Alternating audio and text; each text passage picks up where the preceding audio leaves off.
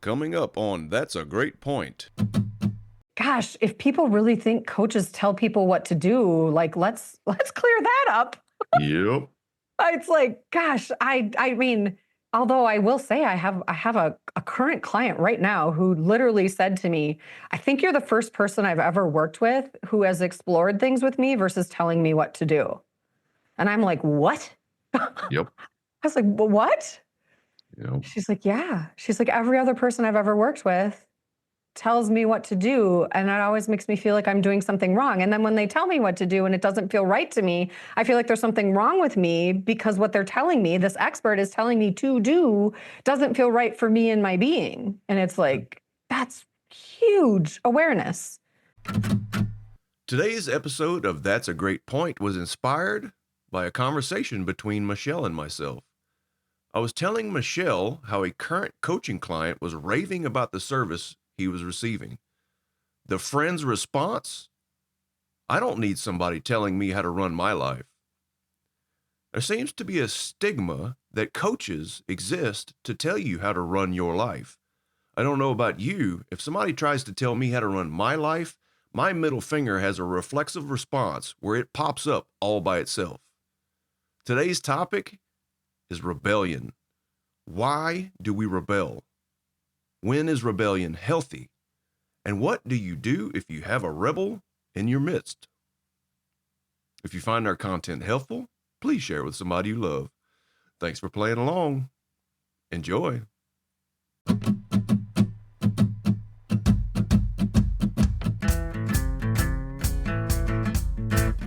Welcome to That's a Great Point, the attitude adjustment for your soul, where co-hosts Alina Doran, Michelle Albers, and Lee Smart discuss deep topics around a life well lived. Let's start the show.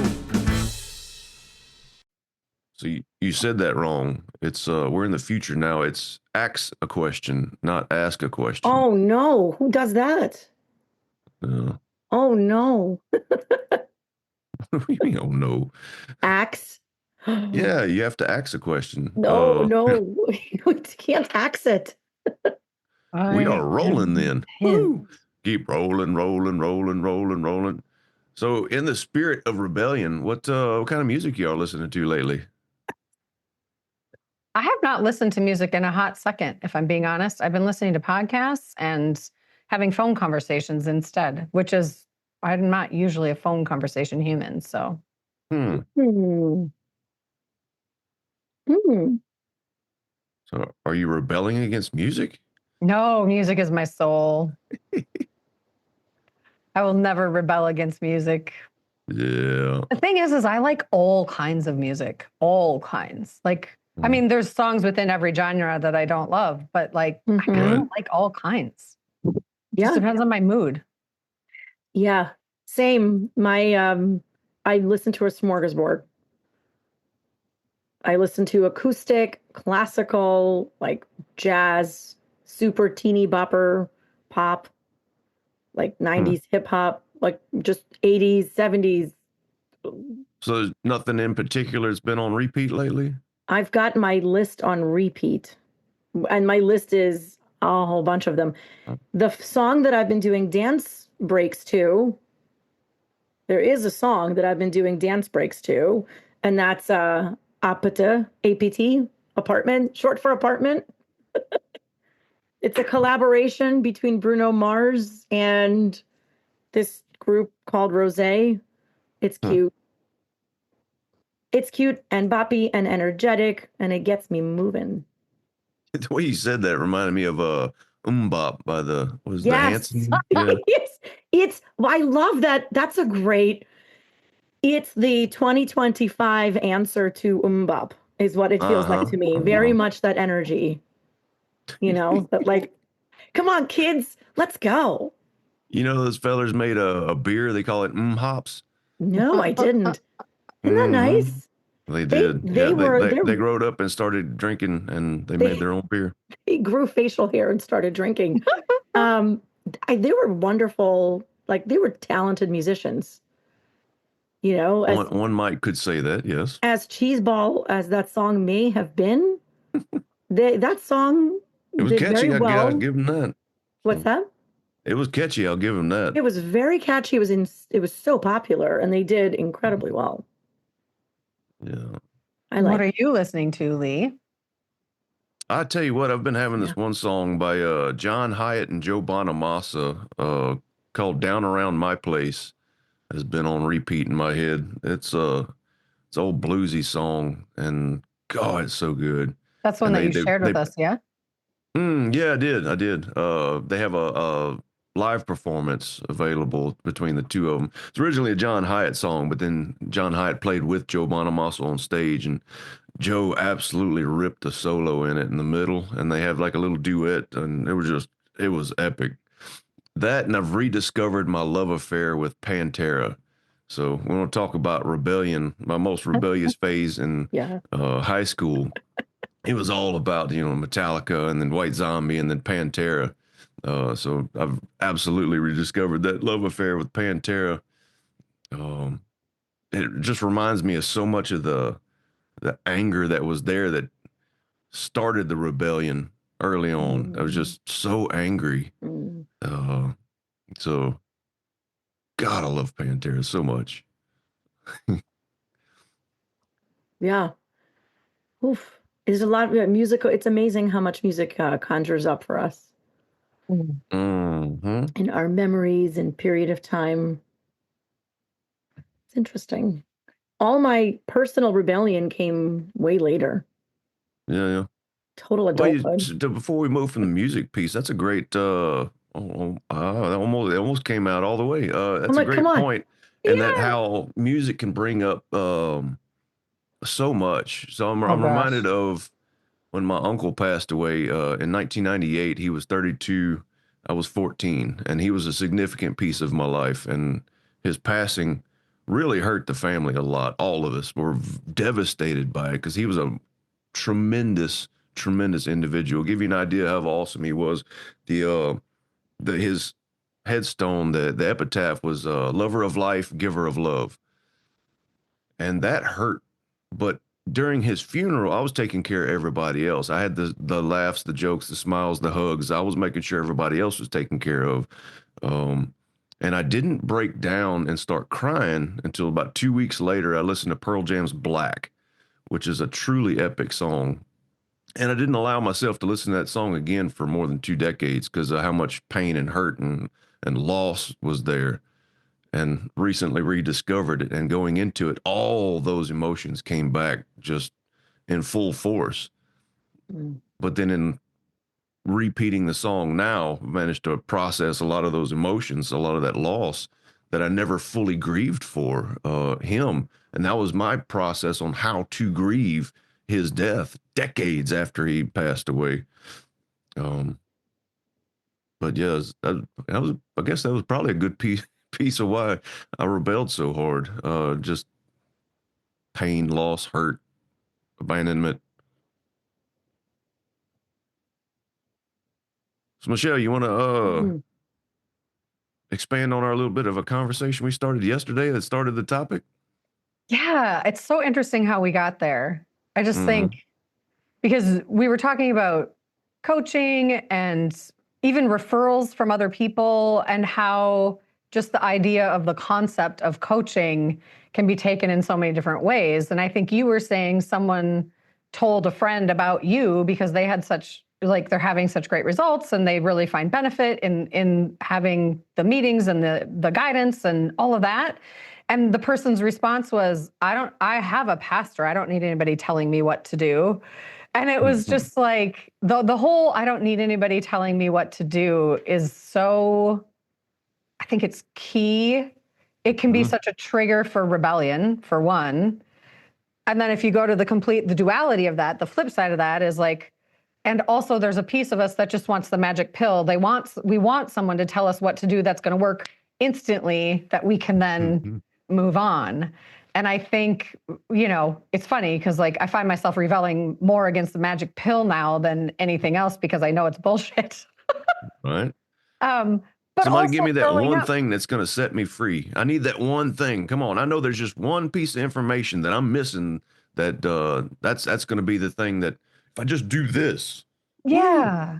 And I think the more I dive into that with myself and with others, the more I realize that like mindset implies and requires like a finite result, like an end result.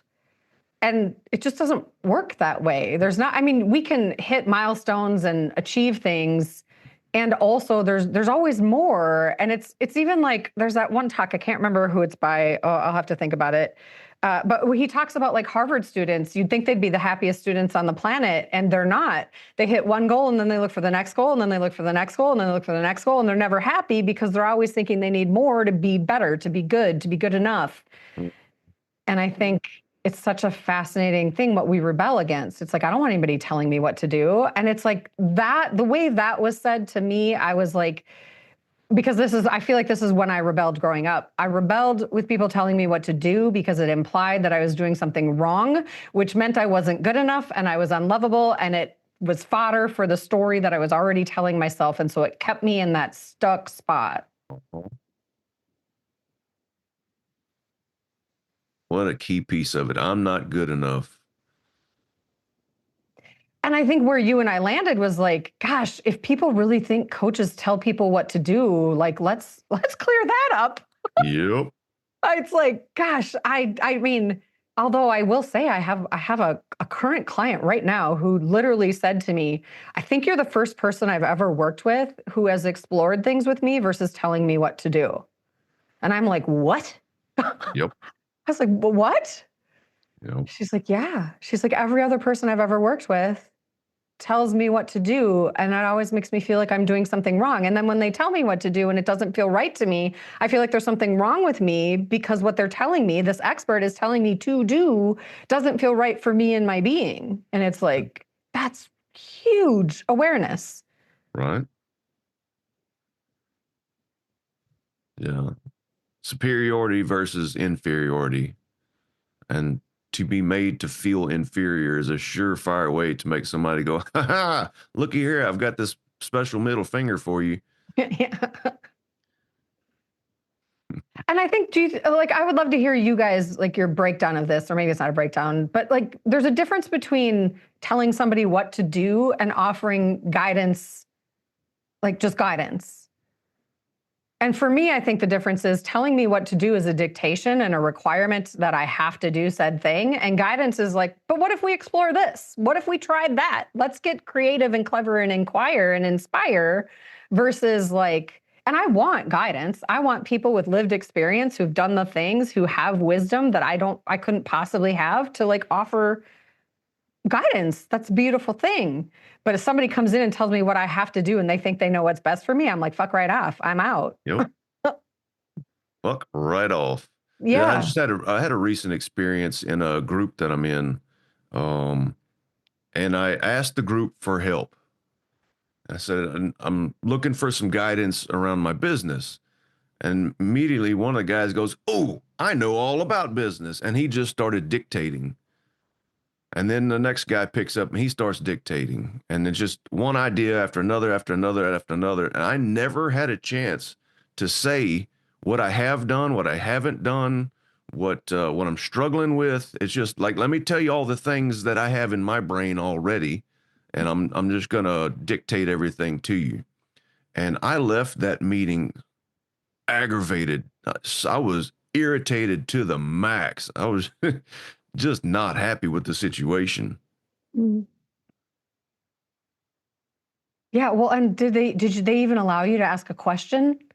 Or did you just open the door and say, I'm looking for guidance on my business? And then nobody inquired anything from the sounds of things. They just dropped right in and told you without more information. That's pretty much what happened. There was a couple of shallow questions. There was a couple of upfront, just like, let's look at the shallow end of things, but not really, really, truly hearing me out and trying to figure out what's going on my end. It's like, oh, let me tell you what I read about in these books and what I've seen in other people. And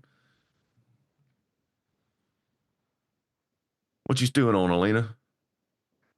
Well, there's a rebellion that happens when we don't feel seen, heard, and understood. When we get stepped on, we have a reaction. And you know, I was thinking about the topic. Like, is it a rebellion or is it a reunion? Those were the words that were coming through as I was like showering this morning. Like rebellion or a reunion. Rebellion of is like pure reaction to what just happened. You know, driven by anger, not much further exploration. Anger, pain, fear. Or is it a reunion of coming back to yourself? Like if you're raised in a chaotic home and there's never predictability and you've always craved it, maybe in one's adulthood, they return to what they always wanted and what they've always felt comfortable with, which is a little bit of order and stability and predictability. If something was imposed on you, right? I'm thinking also, where does it start? Where does all this rebellion stuff start? And I think to potty training, Mhm. like we potty train toddlers, various, cultures have different standards of when, various norms of when they start this. I'm thinking in America, we start at toddler age, and a lot of times families will impose bodily function order. And it's not infrequent that toddlers will rebel and hold it in and refuse to go to the bathroom for days. And I used to talk to the pediatrician about it, who would tell me stories. And she said this to me, and it's stuck with me all through the years. My kids haven't been toddlers in many years. Is that you can't tell people, you can't control people's bodily functions. You can't control what they put in or take out of their bodies. You can't do that. And that's where I'm thinking about that sort of cut off your nose to spite your face, reactionary. Like, I don't care if it hurts me. I'm going to do the opposite of what you said versus that's the rebellious. That's what I think of as rebellion. And reunion is, I'm going to do what feels right for me because that was never me. That was shoved on me, imposed on me. And that never felt right. Yeah, I think Yeah. one of the points that I'm pulling out from what you're saying is like rebellion happens when we feel like we don't have a choice. When someone is taking our choice away from us, that's a pretty human response to rebel against that. I don't know. I think rebellion is a natural part of being human, Yeah. and there's a healthy version of it, and there's an unhealthy version of it. Because really and truly, to be a rebel can create innovation and change. Uh, Civil rights movement is a perfect example, right? The civil rights movement was a rebellion, but it started in a way that um, with great intentions, but then whenever the anger gets mixed into it, uh, and the repression and all that, whenever you start to look at the reaction to being oppressed, it can many times be absolutely violent.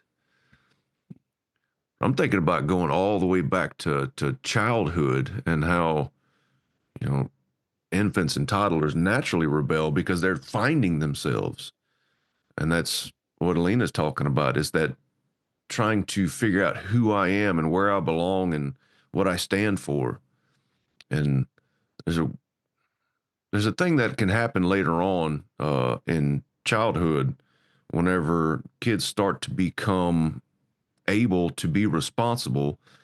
And if they aren't allowed to have the irresponsibility of childhood and then have responsibility thrust on them, they have to take care of the household or the parents in a way that's not supportive. Like if they're the ones that are responsible for the whole thing, it creates a no way. I don't get to be a child. I have to be an adult already. And that can cause a kicking and screaming. This is what partially what happened to me. And the rebellion was a way to have myself heard because I was being neglected badly. So I rebelled against all authority as a way to kick and scream and say, look at me, look at me. I'm in need. I need help.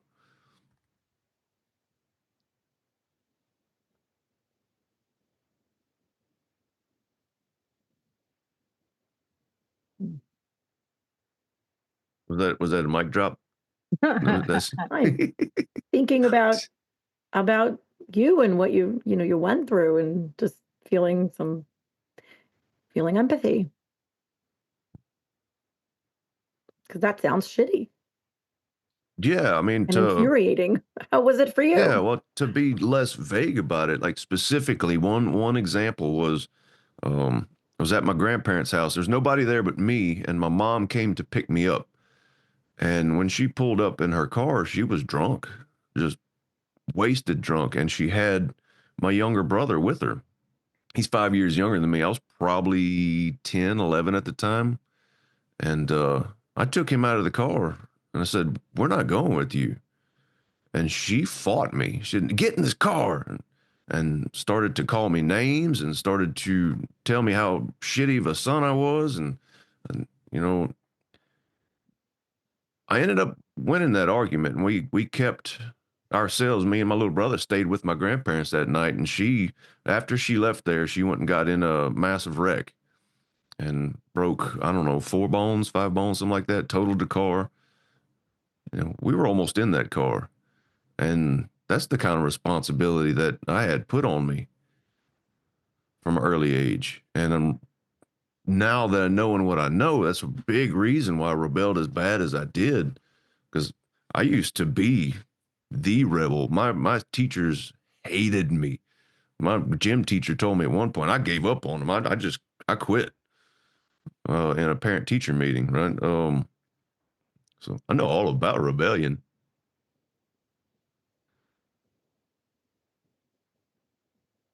That's Yeah. that's quite a story. That's quite an experience. You saved your and your brother's life that that day. Very, Possibly. very, very possibly. Michelle, you were going to say something. Oh, I think rebellion, it's so layered, right? I mean, it feels like we rebel when things are taken away from us, whether it be choice or, you know, resources or something that we feel we need but never got. I mean, we maybe don't realize it in the moment. I think sometimes rebellion is a reflex, and sometimes rebellion is like to be a rebel without a cause, so to speak, right? But then what the rebel with a cause is a different thing. And it's like, is the word rebel still apply? I mean, I think so. I just think it's one of those words that can be really reflexive and reactive, and then it can also be really mindful and like believing in your core that just something's not right and being willing to go against the grain, being willing to stand up and shout and say no or yes or whatever it is, but it's not the usual. And I think that's, I mean, to me, that's what rebellion is, right? It's like going against everything everybody's telling you that you need to do or you should do or you must do or how it's supposed to be or how it needs to be. And there's just a part in you that just screams no.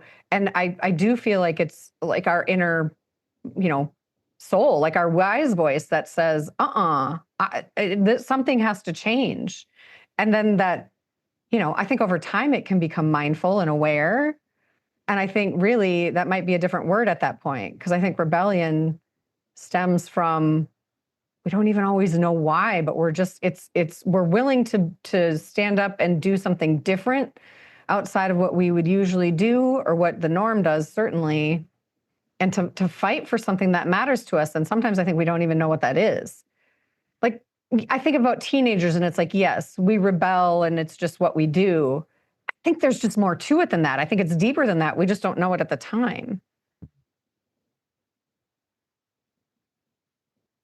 I think there's something else as I'm listening to you talk about in our conversation, and reflecting on how rebellion comes at any phase of our lives, at any age. I'm thinking of how rebellion doesn't need to be loud and dramatic and destructive. An act of rebellion can start with the smallest act. An act of rebellion can start with setting a boundary for yourself, of extracting yourself from a situation where you feel stepped on. A healthy expression of it in that particular case for sure. Absolutely. Little tiny small rebellions when you get stepped on.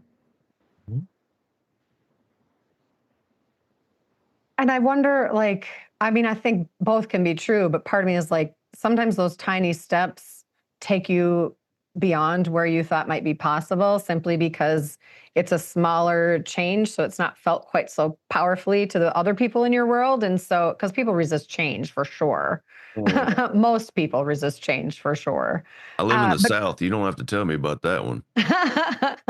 but the other thing rebellion can be is like a blow up, like a big bang, right? It's like it can be like this explosion and then like shit changes whether you like it or not. And sometimes that there's like, pieces all over the place. And it's like, well, hang on, which ones did we need again? Yep. It's like, so I just think, I don't know. I think big shift can happen. And I'm thinking about rebellion from like a personal standpoint, not from like a global one. I get that like rebellion in the world is maybe a different thing, certainly has different kinds of impact. But if I'm thinking about it from like my own rebellious state, like I feel like my rebellions have turned into boundaries. And that's because I have awareness and wisdom that I didn't have before. And before it was reflexive and reactive and it caused pain. Like I was rebelling because there was pain. I was rebelling because I was pissed off. I was rebelling because I felt, I mean, honestly, I was hurt. It wasn't even about being pissed. It's like it showed up as anger, but it was that I didn't feel okay with myself.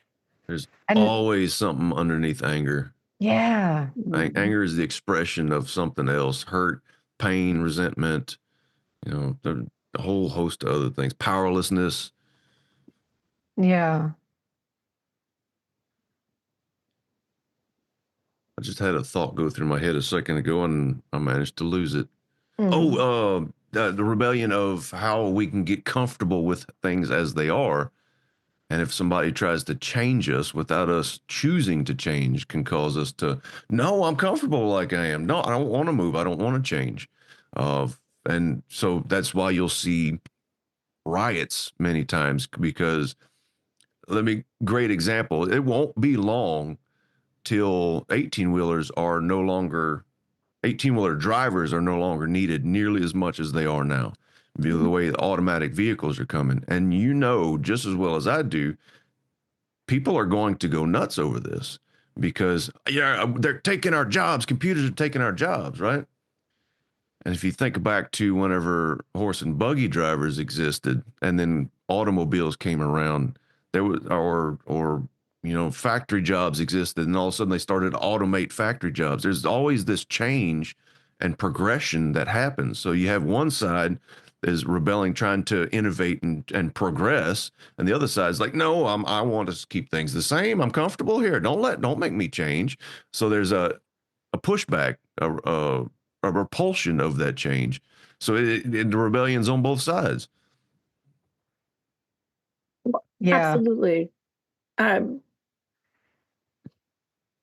you're talking about rebellion almost like a feeling futile and powerless, right? There's this big change coming and it's inevitable. So you're going to kind of do your last march and your last dance and your last protest, right? Just like the Industrial Revolution, of like horse and buggies being replaced. And now here comes the car and Ford Motor Company making the Model T. And it's like, what are we going to do? Yeah. Like What are Henry you? Ford could, by all intents and purposes, be considered a rebel in a way. Um, Mhm. Talking about moving to vehicles and doing the mass production, like he rebelled against everything that was normal and created his own path, obviously with help, and that actually created change in a good way. But it still was change, which made a lot of people uncomfortable. Absolutely. I mean, rebellion in a productive sense is courageous leadership. Mhm. Hell yeah! I'm glad you brought that. Say Mm. more. Say more. I dare you. Do it. Dare accepted. Um, we're thinking about right the norms and the standards and the expectations in an industry and doing things the way they were always done, changing the paradigm, changing the model of what's always been. I mean, we're thinking about Apple, right? Apple's marketing, some of the most effective marketing ever, speaks to this is for the rebels Mhm. going against the norm. What are you doing? You have a phone in your hand. But at the time, it was so revolutionary and so new. And people are afraid of new. People are afraid of the unknown. They are unsure if they are equipped to meet the challenge and meet the new. And so they will rebel and put up walls because they're scared. Because change is hard. That feels like the perfect segue into, so as a coach, how do we navigate it when a client comes in? Like, they're there for a reason, they've opened a door, and then inevitably there might be a spot where they get scared and they have a rebellious response to, like, how do you navigate that? I love that that's where we went. You just like took us led there. us there so beautifully. I was like, oh, well, this is the perfect time to. Sure. Yeah. Well, how human is it to get scared Yeah. and to push back against the change, to not want to look at something that you're just starting to see and it's, oh, I do not want to see that. Once I see the whole thing, I might have to really make some changes, and I'm really comfortable where I am. Like, I've worked hard to get here. I've put a lot into making this work. And I don't know if I know what to do next. So I'm just going to stay here.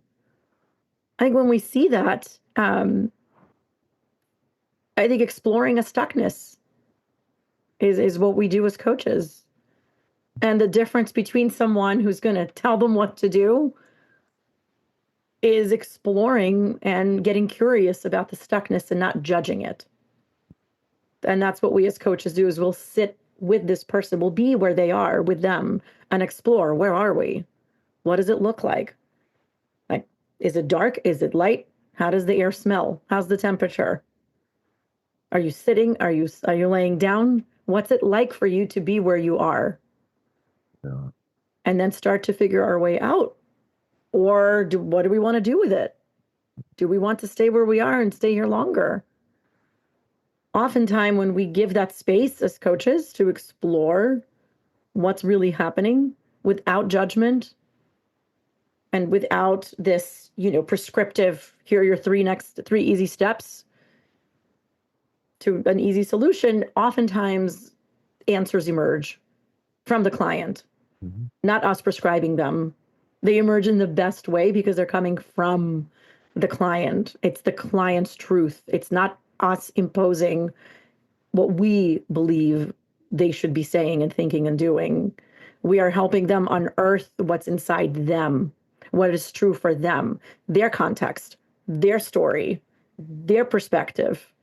And that is so much more powerful than someone coming in and telling you what to do. Because, okay, let's say you do what they do this time. It still didn't, you still kind of maybe got stepped on. You didn't get empowered. You didn't learn for yourself what really matters to you. So next time, are you any better off? Is it going to last? It's the idea of the client is naturally creative, resourceful, and whole, and they can absolutely find their own answers. And I'm thinking about how, in your example, is, hey, you're stuck, do this, versus I seem to notice that you're kind of stuck in place here. What might you want to do about this? Or what's here? Like, just, um, yeah, that didn't go exactly how I was thinking in my head, but we'll That's get life. there.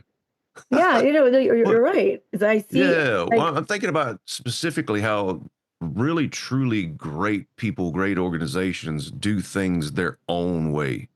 yeah, If we use an analogy of, go back to music, to bands, even though the bands are using the same notes, they put them together in a different way. And that's their way. They put them together in a way that's completely different than anybody else has ever done. And that's what creates the magic. yeah. So you can take pieces of what other people have done. I remember I had some feedback one time for a consulting agency I was looking into, and they said, oh, yeah, they have a cookie cutter approach. They're going to try and make you fit their mold.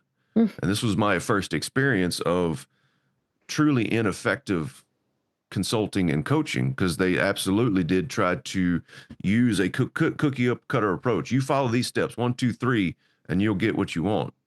Mm-hmm. And what those steps didn't work for me.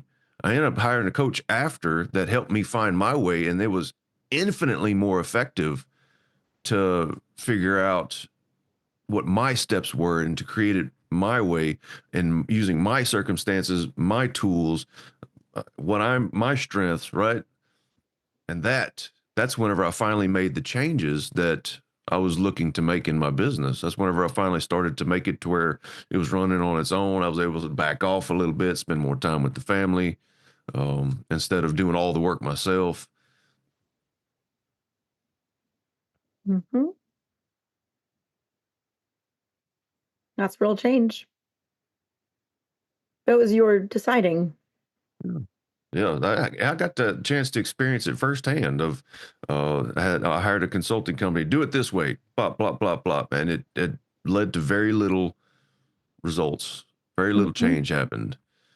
Is Few there? things improved. It wasn't all that great, really, until I hired the next person who came in and Hmm. actually coached me and tried to help me find my own resources. What Yeah, did I value? absolutely. My mind just went to corporate. We're talking about work. I'm thinking about when companies are planning reductions in force, layoffs, and they hire consultants. Sometimes those consultants are effective and thoughtful. And unfortunately, from what I have seen firsthand, too often it isn't an effective effort. The consultants are sitting off to the side and they're looking at spreadsheets and data points, and they don't understand enough of how the company works, who the drivers are. There's so much more context than they don't have. And inevitably, time and time again, I've seen consultants making recommendations of cuts that do not take those considerations into account. And what I've seen happen is deep sloppiness, embarrassing sloppiness. And we're talking about very capable, you know, educated, experienced consultants who, well, I don't know how experienced. The brand name is experienced. I don't know how experienced the actual team may have been, but making recommendations, these, sort of across the board blanket assertions and then reductions. What I've seen happen is devastation after those layoffs, loss of institutional knowledge. I mean, deep disenfranchisement where you lose your best people after those changes are implemented and reductions are implemented, right? You lose your best people. What I've also seen happen, this is one of the worst instances I've seen, is an entire office location was demolished, cut. The whole location was cut, and 2 months later it was discovered that that team had unique institutional knowledge that was not replicated anywhere else. So no one else knew how to do what that team knew. That's one. And two, there was a data center that was not replicated anywhere else. No one could get access to this data that was critical. And so they had to walk it back and reach out to the fired, displaced employees, shaken to the core, absolutely shaken to the core. They have families to support, they have, mortgages to pay. They're shaken to go back to them and now offer them these insanely generous packages. So, like, as a mea culpa, I'm so sorry. Can you please come back? And let's try to keep this out of the press. Sloppiness, because that's what happens when you're sort of in this reactive mode and you're looking at the surface level, right? Let's just look at the recommendations. 1, 2, 3. I need a quick, easy fix, efficient, optimal, optimize, right? I worked in operations for a long time, and that was the name of the game. If you don't Right. dig deeper and understand causalities, understand personal relationships, if you don't get a little more humble than just the surface data, and you don't get a little more thoughtful and insightful, you're bound to have this like field of landmines that Yeah. you're hitting. Yeah, if people aren't seen and heard, many times the people on the ground have better information than the people way up high, and if you don't listen to them and get their input, and then the very thing they knew was going to happen happens, Hmm. they go, "Huh, told you so." but you wouldn't fucking listen. So guess what? Next time you give me an order, I'm just going to sit down on my ass. I'm going to watch you fuck up. I love that you said that. These are real world scenarios. I used to have these conversations with the executive leadership of one of the companies that I was working with. And I would say to them, before you make that decision, walk the floor. Mhm. Walk the floor where the mere mortals are. The mere mortals, the actual people who make your company run. That's how you get paid and that's how you get your accolades and recognition. It's those people back there. Walk the floor. One, just be there and feel the presence and look at their context, look at where they're sitting, look at what their day-to-day is like. Also, talk to them. Talk to these people who are in the trenches doing this day-to-day. Because the answers I would get is, we don't need to do this. Alina, we have all the data we need. We have all the data. And they had lots of reports, shiny, pretty reports, presented to them because they're executives and they get these reports. And people work very hard to put these beautiful reports together. And I would say time and time again, and this is where I would get prescriptive. If you're looking at just the data, you are missing easily half the factors in this decision. You cannot look only at the data. You need to go walk the floor, talk to the people every single time.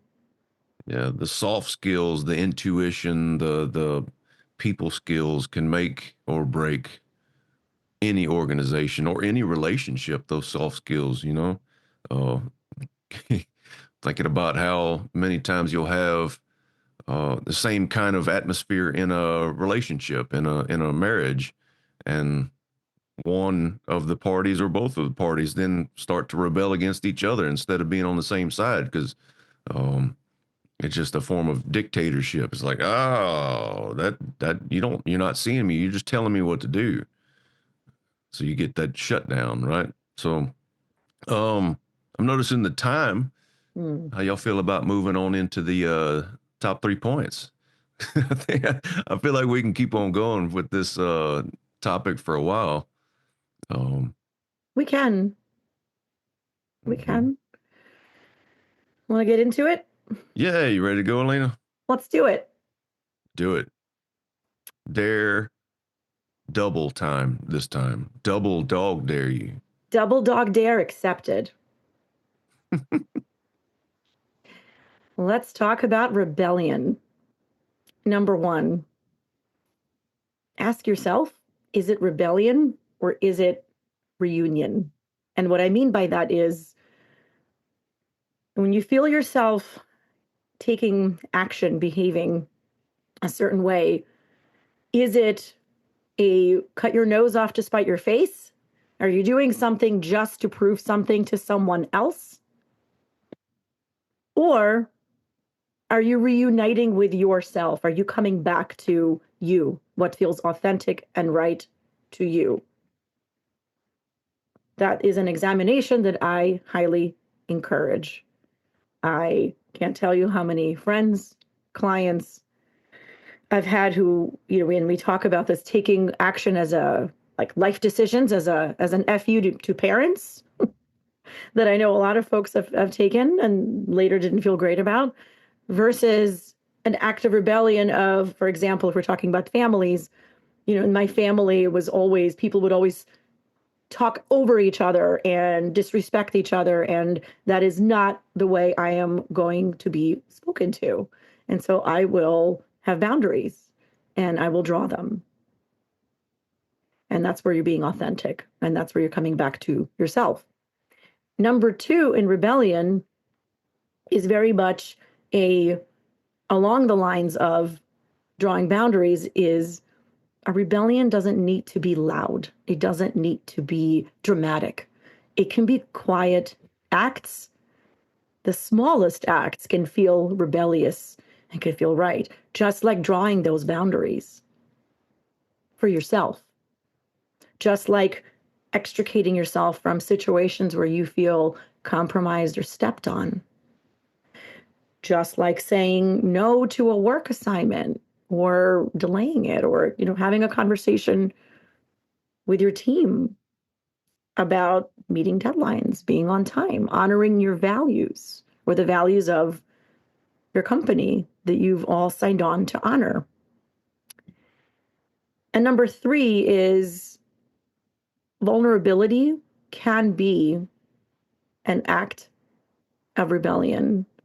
In a world where we are conditioned to armor up and be tough and always look like we're okay and always look like we have it together, showing your soft side and showing how it really is to a degree that you feel authentic and comfortable, but not pretending that it's always there and you've always got the answer and you always know what to do. That's courageous and that's brave. And that can also serve as an act of rebellion. And so, an inquiry that I would love to leave our viewers with is what might be one small act of rebellion that you can get curious about in your life in service of your higher self? Yeah. Rebellion. I had to make sure I was unmuted. Consider the possibility that when your rebellious nature shows up, it could lead to a map to uncover and discover something that maybe you haven't considered before. Particularly when it's reflexive and strong. Those visceral, strong, rebellious moments possibly have something to teach us. And if we can go within and do a little research around that, it might be helpful. Which leads me to my next thing, which is a question, I guess. How much time and intention and consideration are you putting into the people in your life? Meaning, do the people in your life, and this is something I never used to consider, and today's conversation helped me really put some structure around it. Do the people in your life ask you questions, or do they just dive right in and dictate? Meaning, do they ask you to gather data, to create a complete picture, to help you navigate whatever help you're asking for? Lee's example was a great point to this. And in saying that, do you do the same thing for yourself? Do you collect information about yourself, or are you in like robot mode, for lack of a better word? Are you just in your programming? Are you just in your process that you've always done and never considered anything else?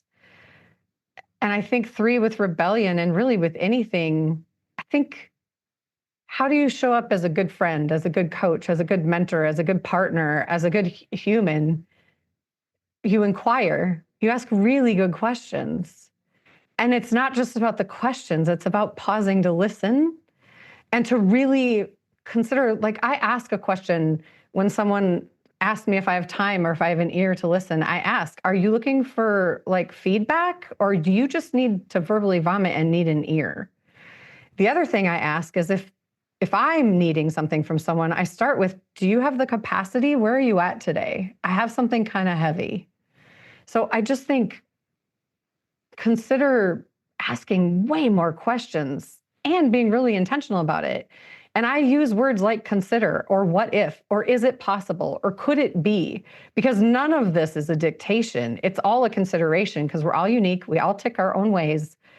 And the way we find our unlocks is to be creative and clever and inquisitive. And that looks different for everyone. I don't know how much that really had to do with rebellion, other than I think we rebel because we're not seen, or there's something missing. And I think the way we get to whatever it might be that's missing is to notice and to ask and to play.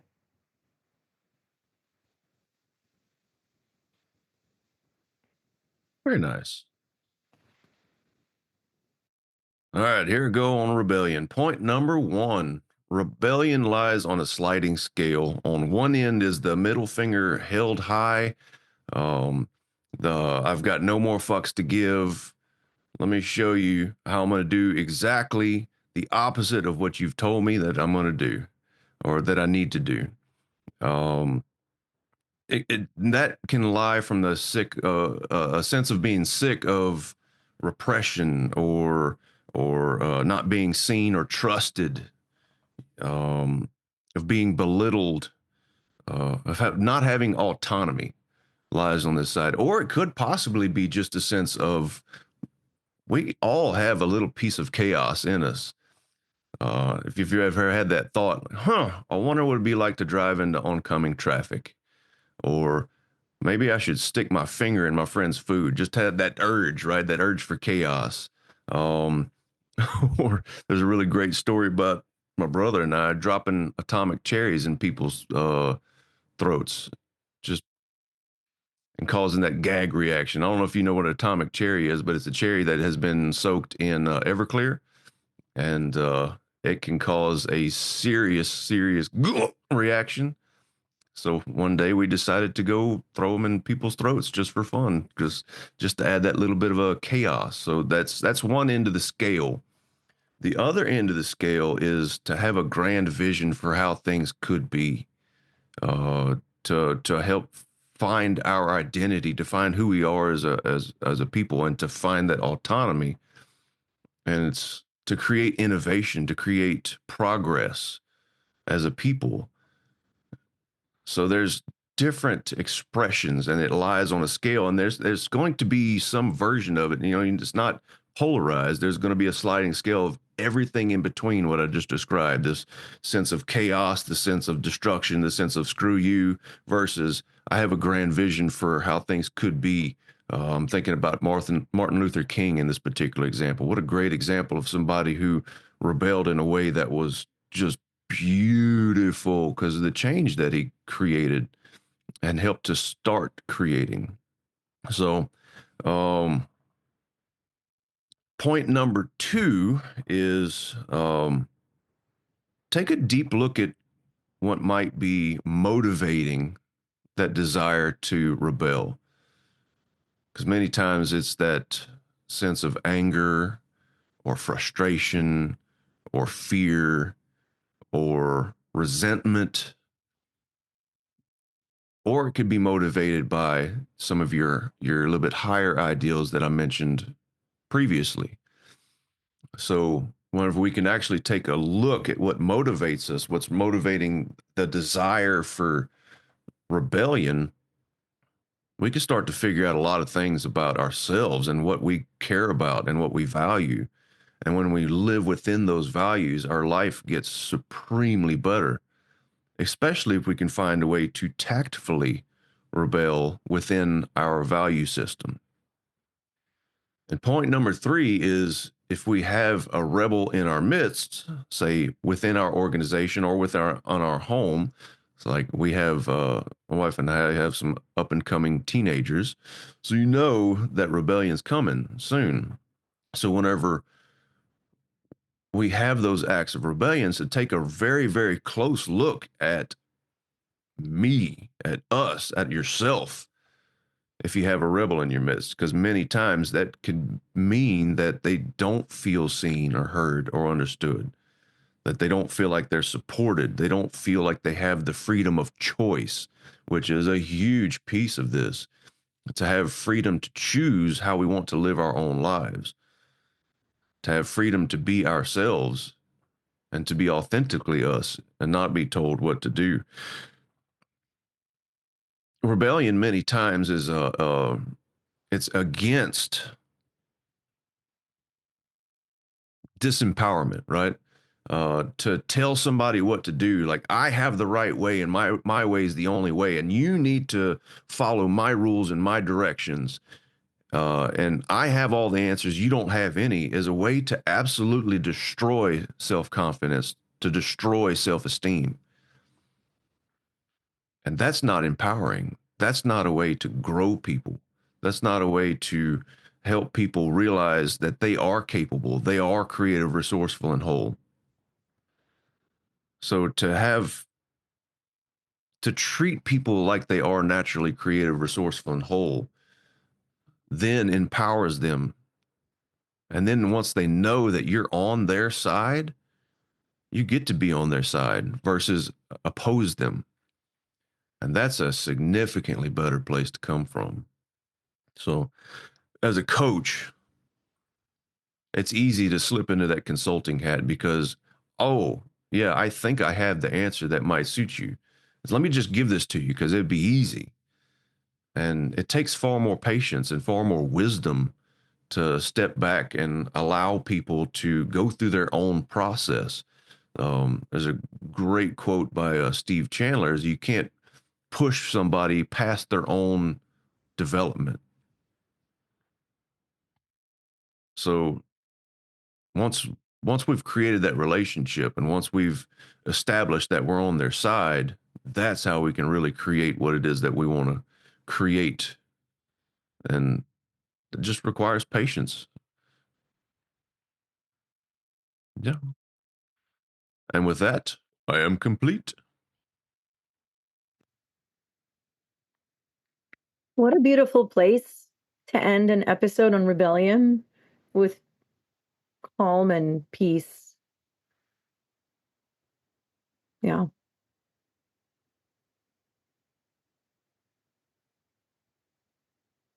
I like it.